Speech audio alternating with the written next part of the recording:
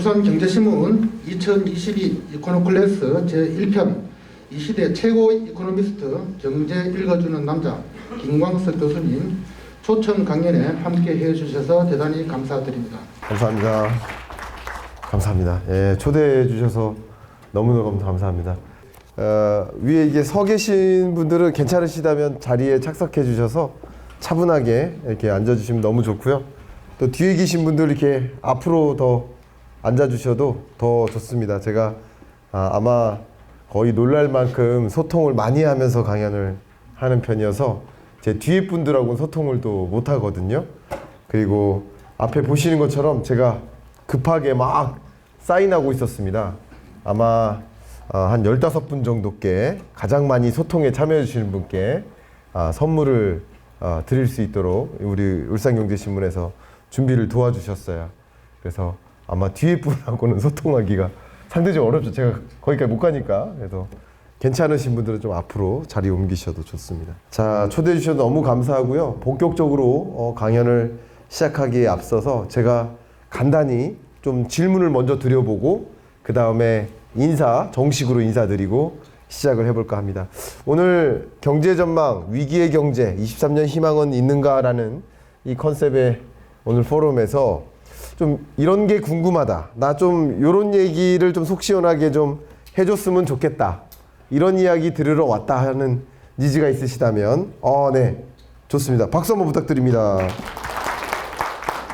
전세가율이 너무 떨어져가지고 몇 년 전에 비해서 반으로 떨어진 거 10년 전 수준으로 돌아왔다 그렇게 이야기하는데 그러려면 앞으로 우리 부동산 이 직접 우리 경제에 미치는 영향이 크지 않습니까? 네.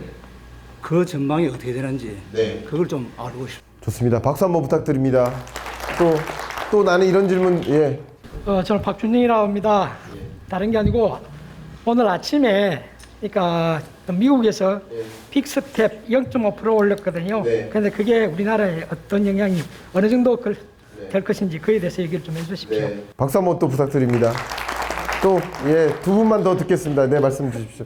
경기 하반기에 지금 들었습니다. 그런데 지금 학계에 따라서는 2, 3년 또 더 걸려야 회복이 된다 이런 말도 있습니다. 네. 박사님께서 보시기에 언제쯤 우리가 회복이 가능한지. 경제가 언제쯤 회복될까? 언제까지 침체고 언제까지 회복될까? 궁금하시다. 좋은 질문 감사합니다. 박수 한번 부탁드립니다. 또 아까 말씀드린 마지막 두 분만 제 질문 받다 끝나면 안 되잖아요. 강의 시작도 안 한 겁니다 아직. 예, 한 분만 더. 예. 최근에 중국 위드 코로나가 지금 풀고 있잖아요. 네네. 여기에 대한 대응 방안이 좀. 대봉쇄 완화 조치에 따른. 그다음에 미국 실업률하고 인플레이션하고 지금 관계가 상당히 높지 않습니까? 네. 근데 미국의 이민자 정책이나 이런 걸로 인해서 실업률이 떨어지질 않으리라고 생각이 되는데 그에 대한 부분이 좀 궁금합니다. 실업률이 올라갈 거라고 했죠. 네. 근데 이민자라든가 지금 계속해서 IT 기업들은 해고를 하지만 실질적으로 서비스에서는 고용이 부족하지 않습니까? 그에 대한 전망이 좀 궁금하고요. 그다음에 교수님 책에 내핍점이 있죠. 네. 책 보셨어요? 책 봤습니다. 예. 박수 한번 부탁드립니다. 예. 내핍점 시대에 비머 마스크 네스크인가 뭐 뒤에 그 부분이 비머네스크요? 비머네스크를 발휘할 수 있는 힘이 책을 끝까지 읽으셨네. 그게 좀 궁금합니다. 정말 박수 크게 한번 부탁드리고요. 이거 두 권 들고 잠깐 한번 돌아보고 자랑 한번 해주세요. 두 권 다 들고 인증샷 뒤에서 사진 찍어 주실 거예요. 자 이렇게 인증샷 감사합니다. 제가 드릴 말씀도 있으니까 이 정도 이런 질문들이 많이 있으시겠구나. 최대한 반영해서 강연에 담아내 보도록 하겠습니다. 제가 어쨌든 강의가 있고 1시간 정도 그리고 20분 정도 질의가 있죠. 맞습니까? 그러면 제가 3시까지 강의를 진행하면 되겠습니까? 맞습니까? 예, 그래 제가 그럼 그렇게 기억하고 지금 좀 달려가 보도록 하겠습니다. 아마 제가 인사를 드리는 인사법이 있는데요. 아시는 분 잘 아실 겁니다. 그 인사법에 대해서 또 화답하는 방법이 좀 있습니다. 그 화답은 박수 더하기 함성이에요. 한번 예행 연습해 볼게요. 박수 함성 시작. 좋습니다. 자, 이거보다 2배로 소리를 내주시고 그리고 가장 티나게 박수 함성 쳐주시는 분께 선물을 당연히 드릴 수 있도록 하겠습니다. 좀 티가 나야겠죠? 그죠? 자, 들어가겠습니다. 자, 인사드릴게요. 안녕하세요. 경제 읽어주는 남자 김광석입니다. 반갑습니다. 우! 빨리 나오세요. 제가 시간이 없으니까 나오셔야 됩니다. 왜 그렇게 멀리 앉으셨어요? 티 날 거면 여기 앉으시지. 여기 앉으세요, 그냥. 여기 앉으세요. 앉으세요. 앉아보세요. 앉으세요. 박수 한번 부탁드립니다. 네. 저는 이렇게 매년 경제 전망을 발간하고 있는 경제 전망의 저자이고요. 네, 매번 경제 전망 베스트셀러 1위를 기록하고 있습니다. 오늘 지금 받으신 선물도 22년, 23년 제가 골고루 준비를 해서 드렸고, 이미 23년 전망서가 있으신 분은 22년서로 제가 선물을 드릴 수 있도록 하겠습니다. 아까 초반에 사인 받으신 분 있잖아. 저쪽 밖에서 어디 계십니까? 예. 그러면 22년 전망서로 참여하시면 선물 드릴 수 있도록 하겠습니다. 본격적으로 이야기를 시작해 볼까 합니다. 여러분 한번 답변해 보세요. 전쟁 전과 후는 같습니까? 달라요.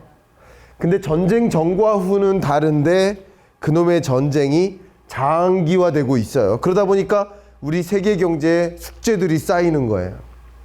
여러 가지 숙제들이 쌓였는데 바이든의 책상 위에도 역시 그 숙제 하나 맨 위에 인플레이션, 이놈의 물가 못 잡다간 내가 잡히겠구나 하는 지경에 놓여져 있다.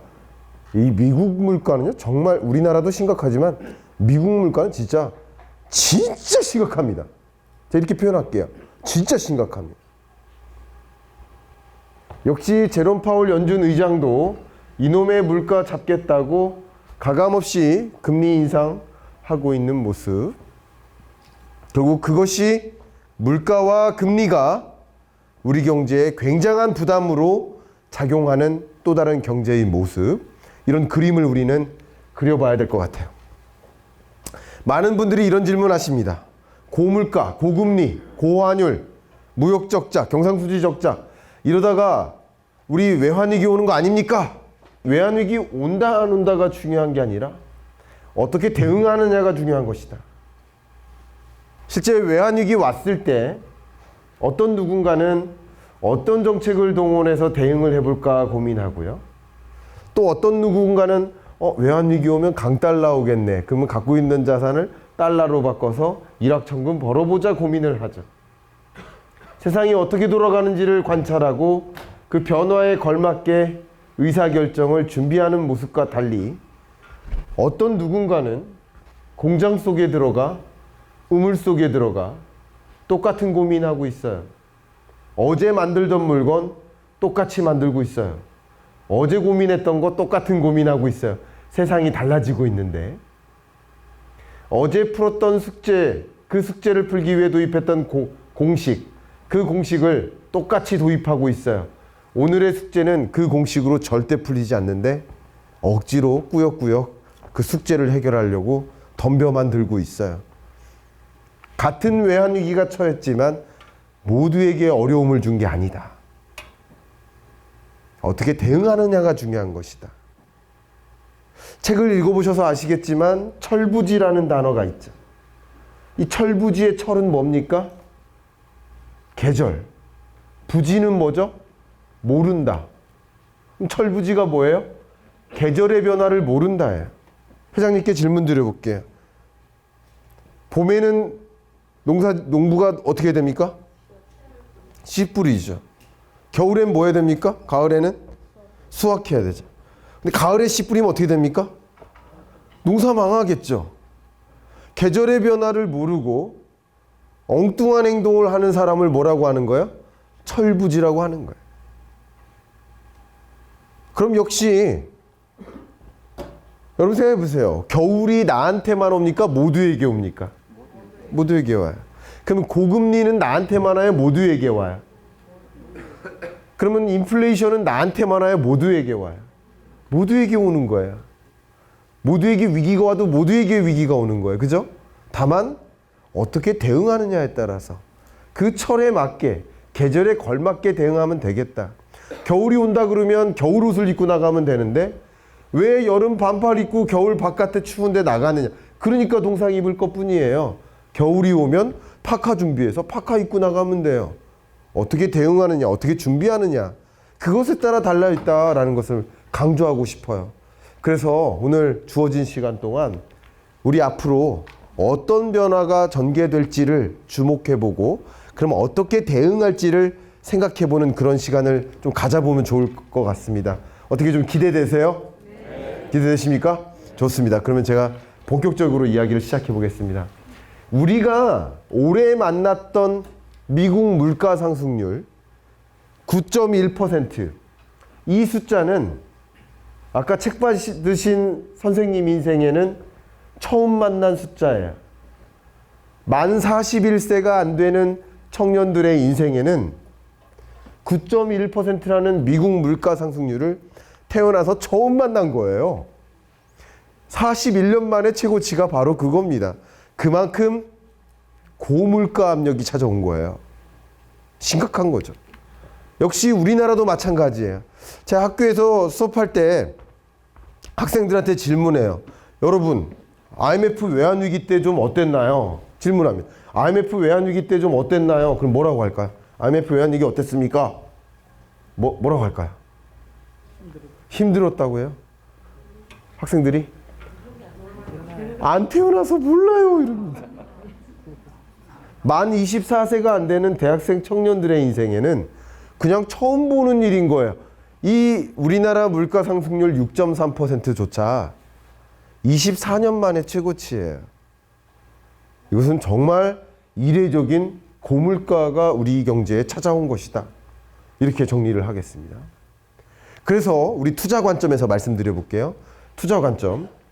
2022년 경제 전망에서 제가 회장님께 이 책을 드리면서 한번 낭독을 좀 부탁드리겠습니다. 22년서 받으신 분은 333페이지 열어봐 주세요. 제가 우리 회장님이시니까 대표해서 읽어주십사. 자, 제가 여러분께 투자 관점에서 뭐라고 조언해 드렸는지 보겠습니다. 여기 21년 상반기까지는부터 한 문단만 좀 청해 보겠습니다. 한번 읽어봐 주십시오. 여기. 네, 크게 읽어봐 주십시오. 21년 상반기까지는 공격적 투자가 유리 힘들지 모르겠지만 21년 하반기 이후부터는 지키는 투자가 필요하다. 역사상 가장 낮았던 금리가 이제 상승하는 시기를 맞이했기 때문에 현금 보유 비중을 늘려가는 필요가 생겼다. 저축은행 예금금리는 연 2% 중반까지 오르고 금융사들이 연 5%에 달하는 특판 예적금을 내놓고 있다. 연끌2 시대는 끝났다. 네, 박수 한번 부탁드립니다. 네, 그러니까 작년 10월이죠. 21년 10월에 22년에는 이렇게 하라라고 말씀드렸는데 뭐 하라고 한 거예요? 22년에는 공격적 투자하지 말라. 주식 투자하지 마셔라. 그리고 뭐 하셔라? 저축하셔라. 금리가 올라가니까. 왜 금리는 왜 올라갈까요? 물가가 올라가니까. 물가 잡겠다고 금리 인상하는 거예요. 이 부분 이해가 되실까요? 자, 한번 설명드려 볼게요. 제가 작년에 이 물 한 병을 사는데 1,000원 주고 샀어요. 올해 이 물 한 병을 또 사야 되는데 2,000원을 달래요. 자, 그러면 이 물건의 가격은 어떻게 된 거예요? 2배로 올라갔죠? 근데 이 물건 살 때 썼던 제 돈의 가치는 어떻게 된 거예요? 반으로 떨어졌네요. 그럼 한번 따라해주세요. 금리란 돈의 가치. 자, 금리가 뭐라고요? 돈의 가치. 꼭 기억하세요. 금리가 뭐라고요? 돈의 가치. 그러면 물가가 오르는 동안 돈의 가치. 금리는 어떻게 된 거예요? 떨어졌네요. 그죠? 그러면 물가와 금리는 어떤 관계예요? 반대죠, 반대. 그러니까 역행한다. 이거 굉장히 중요한 이야기입니다. 한번 따라해주세요. 금리와 물가는 역행한다. 다시 말하면 물가가 너무 높으면 이 물가를 떨어뜨려야 되니까 금리를 어떻게 해야 되는 거예요? 올려야 돼. 금리 올리면 물가가 어떻게 될까요? 떨어져요. 자, 물가가 너무 낮으면 물가를 적정하게 올려야 되니까 그때는 금리를 어떻게 해요? 내려야 돼요. 그게 통화정책이에요. 그게 통화정책이에요. 그러니까 다시 말하면 물가가 치솟으니까 금리를 올릴 수밖에 없고 높은 금리 시대가 찾아오니까 역시 돈이 이동하는 거 어디로?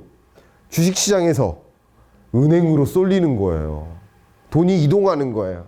그럼 주식 가치는 어떻게 되는 거예요? 떨어진다. 그러니까 22년 한해는 주가가 계속 떨어질 테니 22년 한해는 주식하지 마세요. 22년 10월부터 하세요. 10월까지는 떨어진다. 대신 제가 또 시간이 있으면 읽어보겠지만 나중에 읽어보세요. 뭐에 투자를 하라? 인플레이션 시대니까. 22년은 인플레이션 시대. 그러면 뭐에 투자를 하라? 대신 저축하라. 그죠? 그리고 또 한 가지 조금 더 공격적으로 투자하겠다 그러면 뭐에 투자하라고 했을까요? 네? 인플레이션 시대에는 인플레이션에 투자하라. 인플레이션 시대에는 인플레이션을 야기하는 그 원인, 그 동력이 뭐였어요? 원자재 가격이 급등해서잖아요. 그러니까 뭐에 투자하라고 한 거예요? 원자재 사셔요. 원자재 어떻게 사요? 원유 선물 ETF. 원유에 투자하는 방법. 원자재, 철, 비철, 금속 원자재, 구리 원자재. 그럼 원자재에 투자를 하라. 저도 역시 20년 5월에 원유 선물 ETF 사서 2022년 6월에 다 팔았죠. 인플레이션에 투자하라가 이겁니다. 언제까지? 인플레이션 물가 정점 찍을 때까지. 정점 찍었어요? 안 찍었어요? 물가 정점 찍었잖아요. 네, 찍었죠. 예, 맞습니다. 찍었습니다. 그러니까 들고 있으면 돼요? 안 돼요? 안 되죠. 그러니까 지금부터 조심하면 큰일 나죠. 지금까지 듣고 그 원자재 사라는 건가? 지금부터 졸아요. 그래도 그때부터 망하는 거죠. 그죠? 예, 지금부터가 중요한 거예요. 좋습니다. 자, 이제 금리 얘기를 할게요. 여러분께 좀 이런 질문을 드려보고 싶어요. 옆에 분이 만약에 쓰러지셔서 숨을 못 쉬어요, 만약에. 그럼 어떻게 해주고 싶으세요? CPR, 인공호흡 해주고 싶으시죠? 자, 사람이 혼자 숨을 못 쉴 때 숨쉬게 도와준다. 그게 인공호흡이죠. 역시 경제가 혼자 숨을 못 쉬면 어떻게 합니까? 경제가 숨을 쉴 수 있게 옆에서 도와줘야 돼요. 그게 뭐예요? 그게 금리 인하예요. 금리 인하를 왜 하는지를 봐야 돼요. 한번 보세요. 금리를 떨어뜨리면 기업들은 뭐 하고 싶어져요? 돈 빌리는 비용이 싸니까 투자하고 싶어져요. 그죠? 그럼 투자가 늘어나면 더 적극적으로 기업들이 투자하니까 일자리가 늘겠죠. 맞습니까? 일자리가 늘어요. 그럼 일자리가 늘면 아무래도 더 많은 사람들이 취업하니까 소득이 늘겠죠. 맞아요? 소득이 늘면 그 다음 뭐 하고 싶어져요, 여러분? 소득이 늘어요. 뭐 하고 싶어집니까? 소비하고 싶어져요. 그죠? 그럼 소비가 늘어나면 또 기업들은 소비가 늘어나네? 더 신사업하고 더 생산 설비 늘리고 투자하고 싶죠. 그러니까 이게 뭡니까? 혼자 숨 쉬는 거예요. 경제가 숨 쉬는 거. 선순환 구조죠. 한번 따라해 주세요. 경제의 선순환 구조. 이 경제의 선순환 구조예요. 근데 만약에 경제가 선순환을 못한다. 혼자 숨을 못 쉰다. 그럼 어떻게 해야 돼요? 숨 쉴 수 있게 옆에서 도와줘야 돼요. 그게 뭐라고요? 금리 인하라는 거죠. 그게. 검증해 볼까요? 보시는 것처럼 2008년 글로벌 금융위기 때 경제가 숨을 못 쉬죠. 경제가 죽죠. 그럼 어떻게 합니까? 경제 살려야 되니까 금리를 떨어뜨리죠. 역시 20년 팬데믹 경제 위기 왔을 때 경제가 숨을 못 쉬죠. 이때 어떻게 합니까? 금리를 제로금리로 떨어뜨리죠. 경기를 부양시키는 경기 부양책이 바로 금리 인하인 거예요. 이해 가셨죠? 자, 근데 경제가 혼자 살아나네. 이제 숨 다 쉬네. 그럼 어떻게 합니까? 금리를 올리는 거예요. 정상화하는 거예요. 그런데 보통 금리 인상은 어떤 속도로 해야 돼요? 금리 인상의 속도는 다 같이 따라해 주세요. 베이비 스텝 룰. 누구의 걸음소리? 누구의 걸음걸이? 아기의 걸음걸이로 올려라. 자이언트 스텝 하라고요? 빅 스텝 하라고요? 아니에요. 누구의 걸음? 베이비 스텝 룰. 원칙을 지켜라. 금리 인상은 천천히 해라. 금리 인상을 천천히 안 하면 어떤 일이 벌어져요? 나는 중학생 자녀가 있다. 한번 손 한번 들어보세요. 중학생 자녀. 그리고 계속 손 들고 계세요. 이 중에 나는 말을 정말 안 듣는 중학생 자녀다. 손 한번 들어보세요. 말 정말 안 듣는다. 이쪽으로 한번 나와봐 주세요. 빨리 나오세요. 박수 한번 부탁드립니다. 빨리 나오셔야 됩니다. 중학교 몇 학년입니까? 2학년. 딱 또 더군다나 중2예요. 미리 받으세요. 박수 부탁드립니다. 자, 그러면 질문 한번 드리겠습니다. 이 중2 학생한테 용돈 주고 계세요? 네, 용돈 주고 계시죠. 용돈을 주다가 만약에 내일부터 용돈 안 줘. 동공이 흐트러지세요. 지금 불안해지세요. 그랬을 때 아이의 반응. 이쪽 좀 가까이 와주시고. 반응이 어떨까요? 학원 안 갈 거겠습니다. 학원 안 가? 학원 필요 없어. 때려쳐. 그 다음 또 반응이? 그다음에 그 자기가 좋아하는 네. 가출할 수 가출해. 집을 나가. 엄마 아빠랑 관계를 끊는다는 거잖아요. 그죠? 맞아요? 이런 아이들의 반응을 뭐라고 합니까? 이런 아이들의 반응. 이거 아세요? 아시면 이것까지 드리고. 이런 아이들의 반응을 사춘기라고 합니까? 너무 원하는 답변이 아니니까 책 돌려주세요. 안 되겠습니다. 그런 아이들의 반응을 뭐라고 하죠?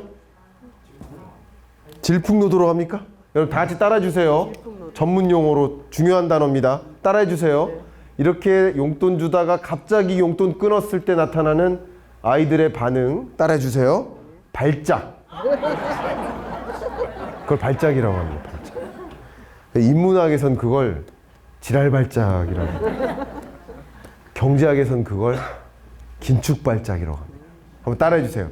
긴축발작. 두 권 다 들어도 되겠죠? 네, 받으시고 앞에 자랑 한번 해주세요. 여기 사진 찍고 계시죠? 좋습니다. 네, 감사합니다. 네, 긴축발작이라고 해요. 그러니까 갑자기 금리를 빡빡빡 인상하면 돼야 안 돼요? 긴축발작이 일어나요. 긴축발작이 일어나지 않도록 어떻게 해야 되는 거예요? 베이비 스텝 룰을 지키면서 천천히 인상해야 되는 거예요. 그런데 그 룰을 깨고 이렇게 이례적으로 엄청난 속도로 금리 인상을 단행합니다. 오늘 저는 몇 시에 일어났을까요? 4시에 일어났을 거예요. 왜 4시에 일어났을까요? 네? 카타르 월드컵 보려고? 네? 소변 보러? 회장님 이러시면 안 됩니다. 경제신문사에서. 소변 보려고 4시에 일어나면 어떡합니까? 네. 네. 보신 분. 보신 분. 2명 보셨어요? 이리로 나오세요. 한 명 나오세요. 두 분이 부부세요? 네. 그러세요? 박수 한번 부탁드립니다. 받으세요. 축하드립니다. 23년 주시면 안 됩니까? 이거는 24년은 본인이 사세요. 알겠습니다. 예. 감사합니다. 예. 앉으세요. 사진이요? 사진 찍고 싶으시대. 예, 부인분이. 이거 들고 찍으세요. 그러면 사귀는 줄 알아요. 네, 됐어요? 야, 좋습니다. 조금 더 잘하시면 23년도 드릴 거예요. 아시겠죠? 그렇게 많은 사람들이, 우리나라 국민들이, 제가 예를 들어 어제 그저께는 밤 10시 반에 딱 끝나는 방송이 3프로TV가 딱 10시 반에 끝나는데 그거 출연하기로는 했다가 10시 반부터 내가 할 일이 있다. 10시 25분에 끝나고 난 나가겠다 하고 출연을 하고, 여기가 이제 스튜디오잖아요. 그럼 옆에 이 대기실 같은 데 있잖아. 거기서 그냥 유튜브 열어요. 왜요? 10시 반에 뭐 발표되니까? 미국 CPI 물가 발표되니까. 근데 정말 많은 사람들이 그거에 관심을 기울여요. 왜 그래요? 한번 따라해 주세요. 지금 1년의 경제 현상을 3단어로 요약해 보겠습니다. 오늘 강의를 그냥 3단어로 요약해 보려고 하는 겁니다.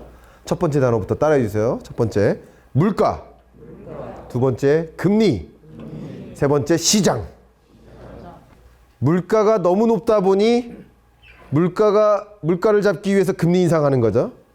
금리 인상하다 보니 너무 높아진 금리에 시장이 충격을 받는 거예요. 근데 물가 발표에 따라서 금리 인상 속도가 결정돼요. 그것에 따라서 주가가 결정될 것으로 보여요. 그러니까 결과적으로는 미국 물가 잡혔나 안 잡혔나에 관심을 갖는 거예요. 밤 10시 반에 이제 미국 물가뿐만 아니라 근원 물가 발표까지 관심 있는 거예요.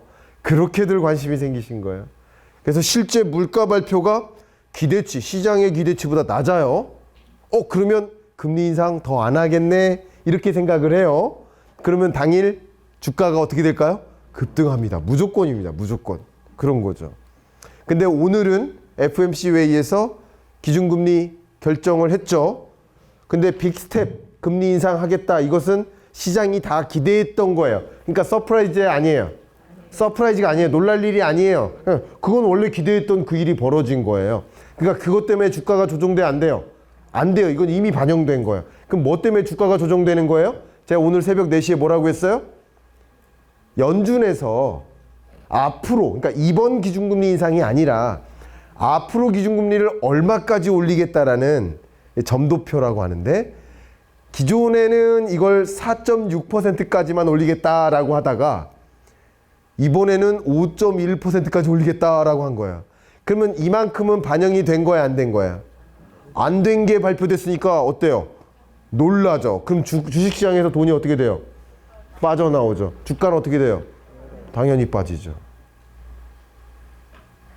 그러니까 그걸 주목하기 위해서 영상 트는 겁니다.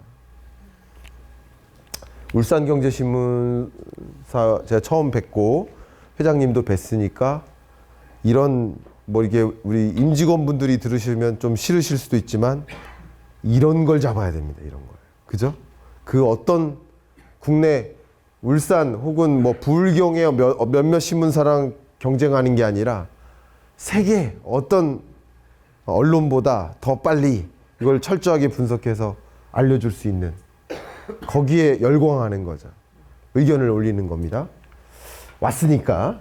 자, 어쨌든 금리 인상 이렇게 가속화되다 보니, 또 앞으로 금리 더 올릴 것처럼 그렇게 발표가 되다 보니 그게 시장에 영향을 미치겠어요. 그래요, 안 그래요? 그럼 지금부터 시장 얘기를 해야 되겠죠? 그래서 앞에 걸 좀 자른 겁니다. 시간 관계상. 자, 시장에 어떤 영향을 미칠지, 특히 주식, 부동산, 실물경제, 외환시장, 달러 여부, 이런 거에 어떻게 영향을 미치나 라는 것을 그려보고, 그게 향후 어떻게 전개될지를 그림 그리면 투자의사결정 관점에서도, 여러분 경영의사결정 관점에서도 굉장히 중요한 방향성을 좀 잡을 수 있겠죠. 맞아요? 네, 그 얘기 해볼까요? 이제부터가 진짜 중에 진짜죠. 이렇게 높아진 금리가 시장에 어떤 충격을 줄 것인가, 여러분이 갖고 계신 그 질문에 대해서 답변 드려보겠습니다. 너무 높아진 금리가 오히려 나를 괴롭히는 게 아닐까, 꼬꾸라지는 거 아닐까 하는 염려가 실제 지속되고 있는 지금입니다. 일단 첫 번째는 금리를 이렇게 강하게 올려요. 금리가 뭐라고 했죠? 금리란? 다시 한번. 금리란? 다 같이요. 다시 한 번만. 금리란 돈의 가치. 그러면 그 어떤 나라보다도 미국이 가장 강도 높게 금리 인상했죠. 맞아요? 맞아요. 왜? 가장 강도 높은 물가를 만났기 때문인 거예요. 쉽게 말하면. 이해 가시죠? 그러니까 가장 강도 높게 가장 빠르게 금리 인상을 단행했던 겁니다. 그러니까 미국 돈의 가치가, 금리란 뭐라고 했어요? 돈의 가치라고 했죠? 그러니까 미국이 금리 인상했으니까 미국 돈의 가치가 나홀로 급등하는 거예요. 그리고 특히 중국은 이 와중에 금리를 인하해요. 이 와중에 일본은 금리를 동결해요. 이런 식으로 미국만큼 빠르게 금리 인상하는 강대국이 없으니까 상대적으로 강달러 현상이 나오는 거예요. 그러면 경영전략 관점에서 제가 말씀 한번 드려볼게요. 제가 올해 1월 달에 농심그룹의 그 경영전략회의에 가서 이렇게 경영전략 의사결정에 참조하세요라고 제안 드렸었던 게 정확히 기억이 나는데, 농심그룹이 뭐 만들어요? 라면, 그리고 과자. 좋아하세요? 라면 과자? 그죠? 근데 그거 만들 때 들어가는 소재가 뭡니까? 밀가루. 밀가루 말고 또 뭐 있어요? 이거 튀겨야 되니까 식용유. 그럼 이게 뭐예요? 밀가루와 식용유가 원자재인 거예요. 원자재. 그죠? 이거 다 뭐예요? 수입해요. 근데 이 이런 식료품 회사는 이런 것을 지속 가능하게 가공하기 위해서 그 원자재를 비축해 둬요. 그 비축분이 얼마만큼 쓸 수 있을까요? 보통 한 1.5개월, 2개월 이렇게 보통 이렇게 비축해 놓습니다. 그런데 제가 뭐라고 제안했을까요? 올해 1월 달에 원자재를 1년치 확보해 놓으라. 왜요? 원자재 가격이 계속 올라갈 거고 원자재 가격이 정점 찍고 물가 정점 찍고 떨어질지라도 계속 뭐가 나온다? 강달러가 나온다. 강달러가 나온다는 얘기는 더 많은 돈을 주고 그거를 수입해 와야 되는 거예요. 그러니까 비축분을 1년치 확보하라. 그러니까 얼만큼 확보하느냐에 따라서 이 기업의 수익성은 극단적으로 달라지는 거고요. 하물며 원자재 가격 급등하고 이 강달러 현상 나오고 공급망 병목 현상 일어나고 이런 와중에 원자재를 충분히 미리 확보하고요. 또 물가가 다 올라가니까 라면 가격 올려야 돼, 안 올려야 돼요? 또 과자 가격 올려야 돼, 안 올려야 돼요? 그러면 원자재 가격도 그게 반영되지도 않았는데 가격만 올릴 수 있으니까 수익성은 어떻게 돼요? 더 좋아지죠. 그게 경영 전략이에요. 기업은 경제 환경에 둘러싸여 있는데 경제 환경 변화에 걸맞게 의사결정하는 거, 어떻게 움직일지를 먼저 보고, 특히 여기 앉아 계신 분 중에 취업을 준비하는 청년 같아 보이시는 분들 몇 분 계시고, 또 우리 선생님들 중에 자녀분이 또 취업 준비를 하신다라고 했을 때 청년들도 마찬가지예요. 취업이란 뭡니까? 취업이란 기업에 들어가는 거잖아요. 기업이 필요한 사람이어야 된다는 뜻이잖아요. 근데 기업은 뭐를 고민하고 있어요? 경제 여건의 변화를 가지고 고민하고 있어요. 내년에 경기 침체 올 것 같아. 내년에 뭐가 문제일 것 같아. 계속 그거 가지고 고민하잖아요. 기업들은. 옆에 있는 현대중공업도 마찬가지. 환율 어떻게 될까? 엄청나게 고민합니다. 원자재 가격 어떻게 될까? 철강 가격 어떻게 될까? 그거 가지고 엄청나게 고민해. 해운 물동량 어떻게 될까? 해운 운임은 어떻게 될까? 이거 가지고 엄청나게 고민하는데 나 취업시켜주세요 하고 면접 자리에서 경제가 어떻게 돌아가는지 몰라요. 근데 어떤 사람은 딱 왔는데 토익 점수 좀 부족해요. 학점 좀 부족해요.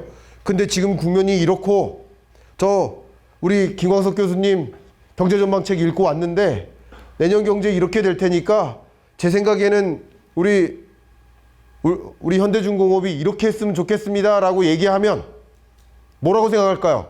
인사 담당자가 같이 일하고 싶다가 되는 거예요. 면접 자리에서 나를 보여줘야 돼요. 나를. 기업은 경제 환경에 둘러싸여 있고 그거 가지고 고군분투하는데 취업하겠다고 하는 사람이 아무 관심 없으면 대상이 될까요? 같이 일하고 싶을까요? 반대로 그 얘기가 틀렸든 맞았든 얘가 이런 것에 관심이 있구나. 우리 기업과 함께 고민해 볼 만한 사람이겠구나 라는 생각을 충분히 심어주는 게 면접 자리인 거예요. 날 뽑아주세요가 아니라 나랑 같이 일하면 당신에게 유리합니다 라는 것을 보여줘야 돼요. 그러니까 우리는 모두가 경제 주체거든요. 역시 여기 앉아 계시는 우리 울산경제신문 회장님을 비롯해서 여기 모두 앉아 계신 대표님들 마찬가지 계속 뭐 합니까? 주변 파트너 기업들과 소통하고 하지 않습니까? 결과적으로 우리가 협업하고 협력하고 이렇게 해 나가려면 또 공급업체 입장에서 더 그렇지만 결과적으로 뭐 해야 돼? 소통할 때 이 기업이 뭐가 어려운가를 알아야 돼요. 이 기업이 뭐가 고민인지를 알면 공감이 되고요. 같이 파트너십이 생기는 거예요. 협업하는 과정도. 그러니까 그런 관점에서 그러니까 하나하나가 다 경제인 거예요. 그죠? 네, 그렇게 받아들이시면 좋겠습니다. 자, 이제 강달러 기조가 왜 나오는지 말씀드렸는데 강달러 기조가 꺾인다. 이것은 왜 그래요? 아까 보여드렸듯이 물가 정점론 나왔었죠. 물가 정점론. 그러니까 물가가 정점 찍고 이제 안정화된, 물론 아직도 한참 높은 물가입니다만 정점은 찍었구나. 그러면 금리 인상 속도는 조절해도 되겠구나. 금리 인상 속도 조절론. 그리고 금리 인상 속도 조절 들어가니까 환율이 어떻게 돼요? 정점 찍은 거구나. 정점론. 환율 정점론. 그러니까 결국 주가도 저점 찍고 반등하는구나. 주가 저점론. 다 같은 말입니다. 한 단어씩 따라해 볼까요? 첫 번째 따라해 주십시오. 물가 정점론. 자, 두 번째 금리 인상 속도 조절론. 자, 세 번째 환율 정점론. 네 번째 주가 저점론. 이게 다 언제예요? 10월이에요. 지표만 달랐지 이 네 가지 지표가 얘기하고자 하는 것은 하나같이 톱니바퀴처럼 묶여져 있기 때문에 한 방향으로 움직이는 겁니다. 지금 이해하시죠? 강달러 기조가 꺾여 들어가는 거예요. 자, 이제 주식입니다. 여러분 너무나 궁금하시죠? 주식 20년에 막 들어왔습니다. 근데 22년에 참패예요. 자, 근데 나의 모습인가요? 네, 그래요? 많이들 이런 질문하죠. 왜 내가 사면 떨어질까? 아니에요. 떨어질 때 사신 거예요. 왜 떨어질 때 사십니까? 그 질문을 던지고 싶은 거예요. 자, 2020년에 삼성전자가 10만 전자까지 갔어요. 근데 10만 전자 찍고 많은 이 주식 전문가들이 9만 전자 떨어질 때 뭐라고 합니까? 싸다, 다 마라. 8만 전자 떨어집니다. 또 뭐라고 해요? 싸다, 다 마라. 7만 전자 떨어져요. 또 뭐라고 합니까? 진짜 싸다, 다 마라. 6만 전자 떨어집니다. 야, 이건 진짜 박일세일이니까 내 말 믿고 다 마라. 5만 전자 떨어지고.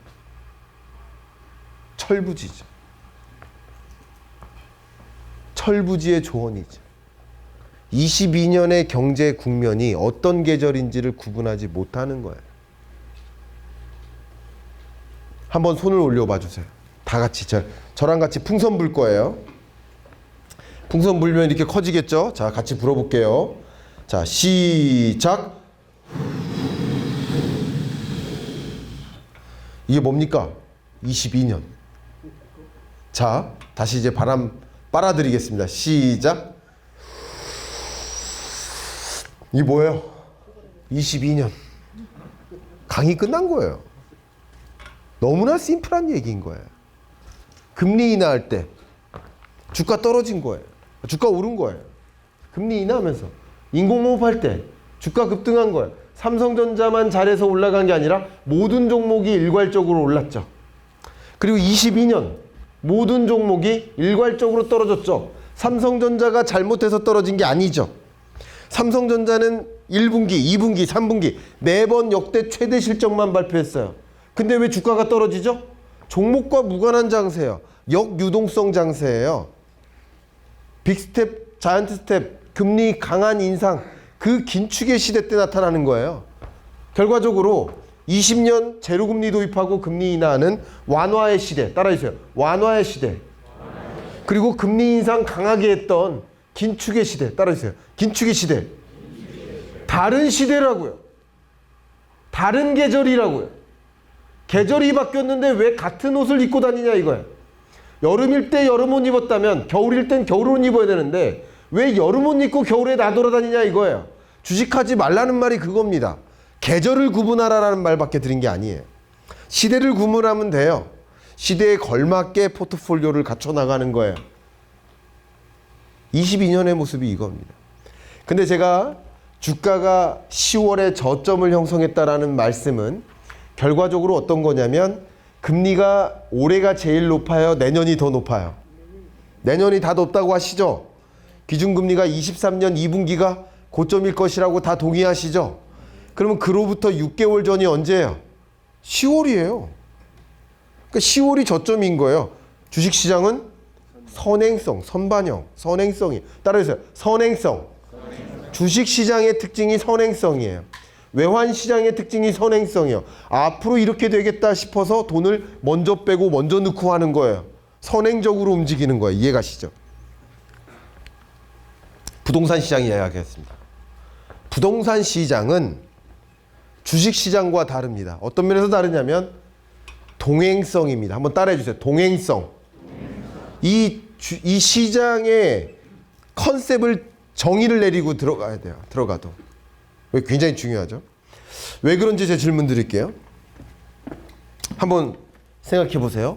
만약에 지금 22년 끝자락, 12월 끝자락의 금리가 대략 한 7%, 8% 극단은 상단은 찍을 겁니다.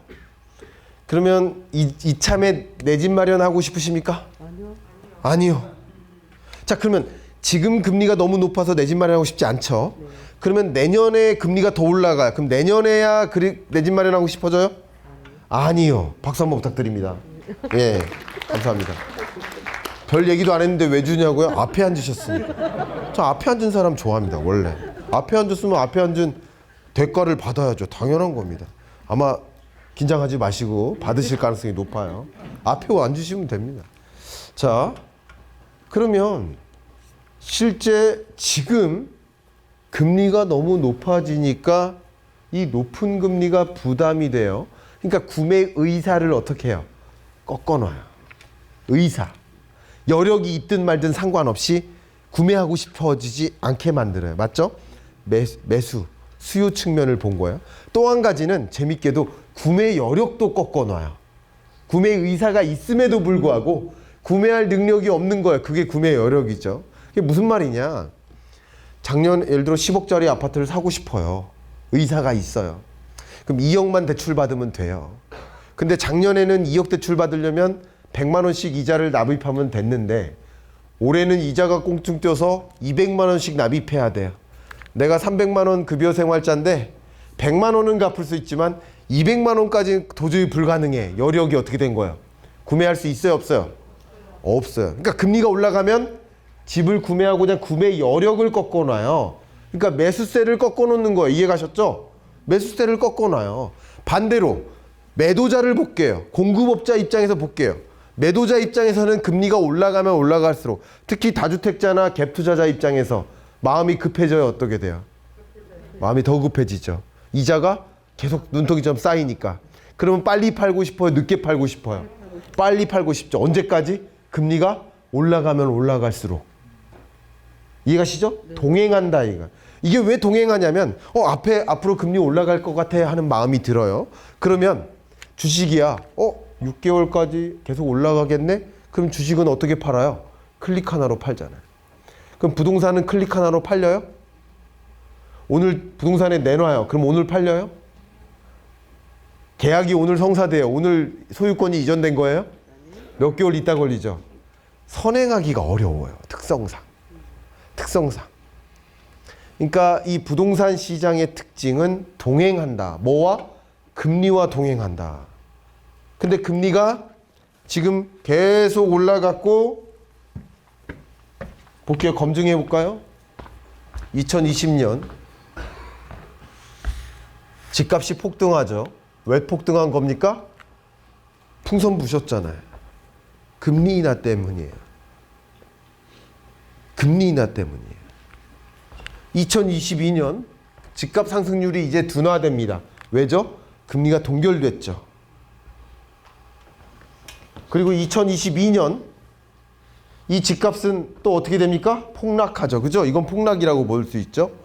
폭락하죠. 이게 주간 단위로 지난주보다 얼마 떨어졌나 이걸 보여주는 거예요. 전국 평균 아파트 매매 가격이 이 주간 단위로 얼마나 떨어지는 거예요? 지금 매주 마이너스 0.5%씩 빠지는 거예요. 근데 지금이 저점이에요? 더 떨어질까요? 여러분의 마음이 더 떨어질 거라고 믿잖아요. 그럼 그렇게 돼요. 매수 심리가 그런 거예요. 거래 절벽 현상이 일어나죠, 지금. 그러니까 이게 언제까지 더 떨어질까요? 지금 떨어지고 있지만 언제까지? 금리의 고점까지 동행한다고요. 언제? 23년 2분기까지 더 떨어져요. 그럼 이게 그려본 다음에 이렇게 떨어지겠죠? 맞아요, 안 맞아요? 이게 언제예요? 마이너스 1. 요 정도까지 떨어집니다. 자, 근데 이 값이 다시 그 이후로는 반등하겠죠? 반등하겠지만 반등한다고 해도 이게 플러스로 전환된다는 거예요? 여전히 마이너스라는 거예요? 여전히 마이너스예요. 여기 0 밑에서 계속 맴도는 거예요. 이해가셨죠? 그럼 만약에 내 집 마련을 해야 되겠다라고 생각한다면 어느 지점에 사야 되는 거예요? 이게 마이너스 1까지 요 정도까지 떨어졌을 때 사는 거예요? 아니면 더 올라갈 때 기다렸다 사야 돼요? 기다렸다 사야죠. 언제까지? 0으로 바뀌기 전까지. 마이너스 0.12 요 정도 선까지 나름 올 때쯤 사도 안 늦어요. 지금 살 필요가 없다는 거예요. 왜냐하면 제가 경제 읽어주는 남자라는 유튜브 채널을 운영하다 보니까 많은 사람들이 와서 질문 남겨요. 강의 끝나면 오늘 강연 잘 들었다고 또 인사도 남겨주세요. 그럼 제가 다 화답해 드리거든요. 근데 어떤 사람들이 나 지금 신혼부부인데 우리 동네 집이 막 이만큼 폭락했어요. 이제야 좀 내 집 마련해도 되지 않습니까? 올해 초에 막 지금 연말에 물어봐요. 그럼 제가 뭐라고 할까요? 더 기다리세요. 더 기다리세요. 주택가격 조정기의 초입에 불과하다. 아직도 조정이 더 많다. 여러분이 부동산 시장을 볼 때는 정확히 이것만 보면 됩니다. 미분양주택. 미분양주택은 수요와 공급의 결과물이에요. 그러니까 미분양주택이 줄어들 때는 집값이 급등하는 거예요. 미분양주택이 그냥 보합이다. 그러면 집값이 둔화야. 보합이에요. 그러다가 미분양주택이 급격히 쌓입니다. 이때 어떻게 되는 거예요? 집값이 급락하는 거예요. 근데 미분양주택이 아직까지 많이 남았죠? 기준선을 보면. 아직도 쌓일 미분양주택이 많아요. 더 떨어질 일이 많겠다. 이렇게 보면 좋겠습니다. 근데 만약에 23년 끝자락부터 미분양주택이 또 감소해요. 24년에 만약에 줄어들어요. 그러면 어떻게 되는 거예요? 집값이 이제 또 오르기 시작하는 거. 올랐다 떨어졌다 올랐다 떨어졌다 하면서 가는 거지만 뭐 중장기적인 흐름은 좀 다를 수 있겠죠. 그죠? 제가 마무리해야 될 시점이 왔습니다.